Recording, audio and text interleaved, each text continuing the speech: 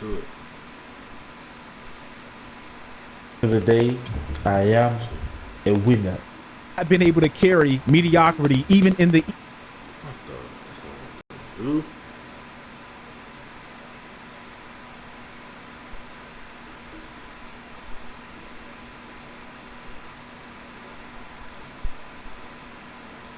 I just fix his ass.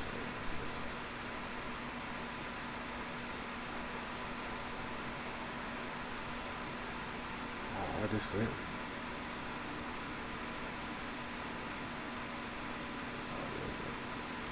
Alright, there you go. Alright, now you started. But at the end of the day, I am a winner. I want to be a winner. What matters at the end of the day, it's where that thing right there. That's what matters, you know. But as long as we play and we approach the game every single day the right way, and we all sacrifice for a common goal, I can see myself being in Milwaukee Bucks for the rest of my career. But the moment I feel like people are not committed as I am to get that golden thing in the back, I am not. All right, man. So Giannis has finally, and big emphasis on finally, been traded. Like 20 hours ago, all we heard was Boston being heavy favorites to actually land Giannis in the package around Jaylen Brown. According to some reports, Boston wasn't willing to get rid of some of their young pieces, more specifically. Who in the hell is Hugo Gonzalez? Bro, I'm a cat now. Cause I'm like, who is Hugo Gonzalez? And the fact that he's the reason why, like, the Celtics didn't even trade for Giannis, bro, that's kind of crazy. Makes it even worse with the fact that, like, they were willing to get, they put Jaylen Brown in trade talks again. Like, it's like the third time they did that. Oh, hold up. I'm about to rant already, bro. Let me finish the video first. But not want to trade because you didn't want to give up Hugo Gonzalez or something, bro. Honestly, that's something I expect from Miami Heat. They're gonna go rambling again. All right. Young rookie standout Hugo Gonzalez and Miami actually won the sweepstakes. Now the full trade details, if you haven't seen it already. Miami gets Giannis and Bobby Portis, and Milwaukee gets Tyler. Let's be honest. We all knew Tyler Hero was gonna be in the trade because like he's literally like the best. He's like he's the one guy where like he's some offense with him, stuff like that. And probably the best younger player you can get really. Comes to like being in that timeline to actually like rebuild and stuff like that. So like it makes sense. Then Bucks get 3 first-round picks. They get picks back at least. The fact that Bobby Portis is in the trade with the Giannis is something that I ain't gonna lie to you. But at least they got the assist man though. I'll say that much. They at least got assist man. A hero who's from Milwaukee, Khalil Ware, Jaime Jaquez, Kasper Jakachunas. 3 first-round picks, including that 13th pick, a pick swap, and a second-round pick. Now I'm gonna be honest. When I first woke up and seen it, because I did wake up to this news like at 4 a.m. Eastern time, I was a bit underwhelmed. Mainly because, like I said, like 20 hours ago, according to all reports, it was going to be Boston, and that was way more of a needle mover, at least next year for me. Now for Miami, before I get into a more pessimistic tone regarding this trade, I do want to give them some credit. First of all, it's hard to speak negatively about any team getting a top 3, top 4 talent in the middle of his prime, and Giannis is still that. Do I have some concerns about Giannis's health long term, especially considering his recent past? Sure. Giannis has only played 70 games once in the last 4 years, and the one time he did, he ultimately got hurt for the playoffs. I haven't seen Giannis in like May, in what feels like a long ass time. But regardless of any of that, when he is on the floor, he still has an argument for the best player in the world. It's just that simple. Also, I want to give Pat Riley credit because in this century, Pat Riley has landed Shaq, LeBron, Jimmy Butler, and now Giannis.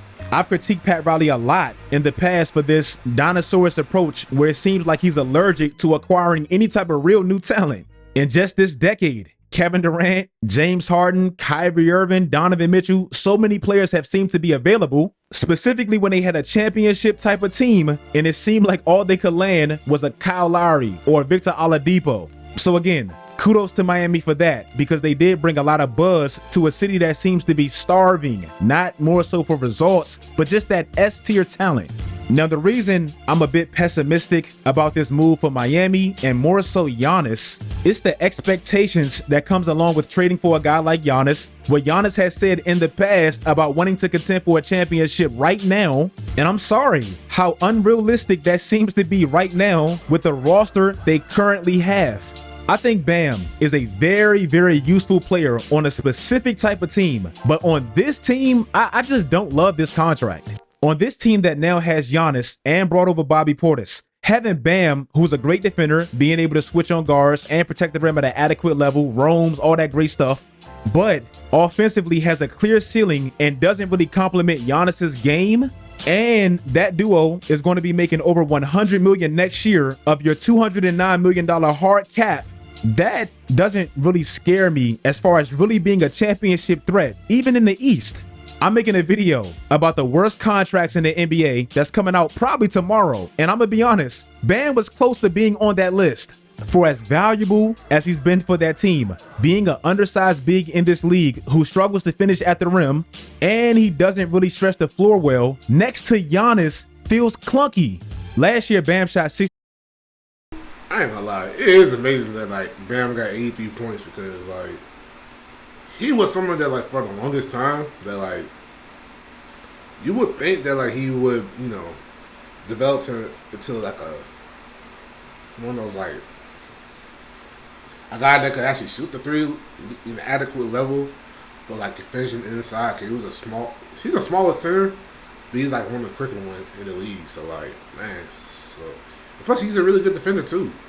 So like he's supposed to be one of the more versatile ones out there in the league. So him, Bam Adebayo is always gonna be a really great second option, but like I am like concerned by that too with him and Giannis. But let's continue with the video.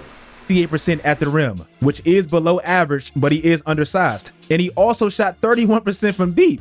So when I see the graphics of these two guys being your main two guys, it just feels underwhelming, and it doesn't really feel like it fits that well.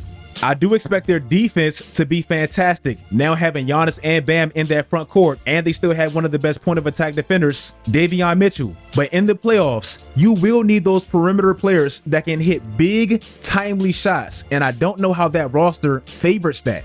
The two players that I feel like could have actually done those type of things for Miami is likely to be gone. Tyler Hero was obviously a part of the package. Norman Powell struggled after the All-Star break last year, but before that, he was lights out, and he's likely going to be gone. Andrew Wiggins, now on that team, has to take a friendly long-term deal.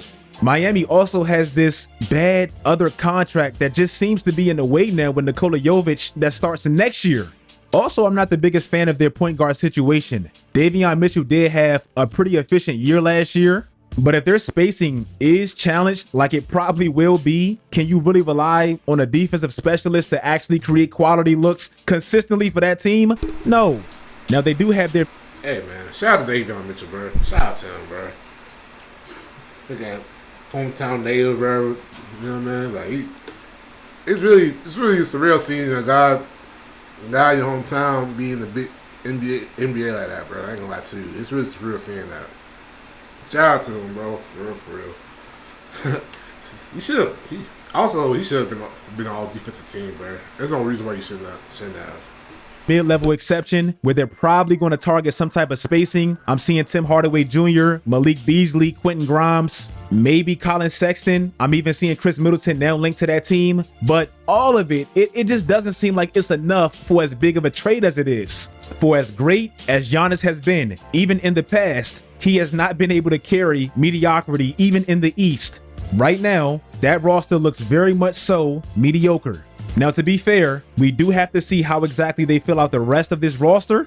But for Miami and for a team that has Giannis who needs spacing, the majority of their shooters last year are going to be gone. Giannis has thrived best with bigs that space the floor, and they still do have Bobby Portis. But Giannis's other extremely highly paid co-star doesn't really complement that. I will say this, kind of going back to the beginning of this video, one of the biggest positives, at least for Miami to me, is the fact that they seem to have possibly stolen Giannis from Boston, another one of their biggest Eastern Conference contenders, and what that might have done to Boston. Look, man, I don't know how many more times you can dangle Jaylen Brown around like he's a nobody. After making the NBA Finals, they did it with Kevin Durant in 2022. Now Jaylen Brown.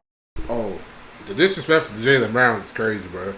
Like they make it seem like he's just to like some type of like a overrated second option, something like that, man. Like, dude, he's actually really good. Like, even in the playoffs, he's really good. Like, he didn't win the Finals MVP for nothing, bro. Like, even before that, like, he played really good in the playoffs. So it's like, it's really crazy that like they treat Jaylen Brown like he's not one of the like top 20 players in the NBA.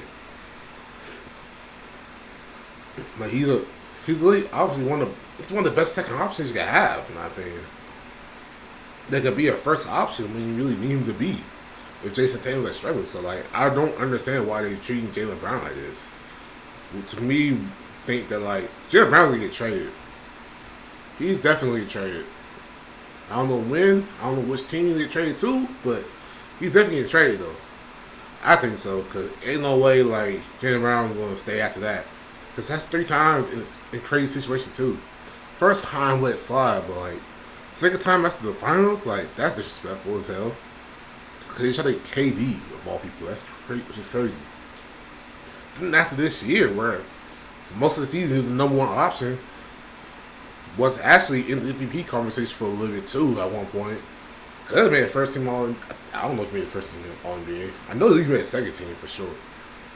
Led him to like the second seed.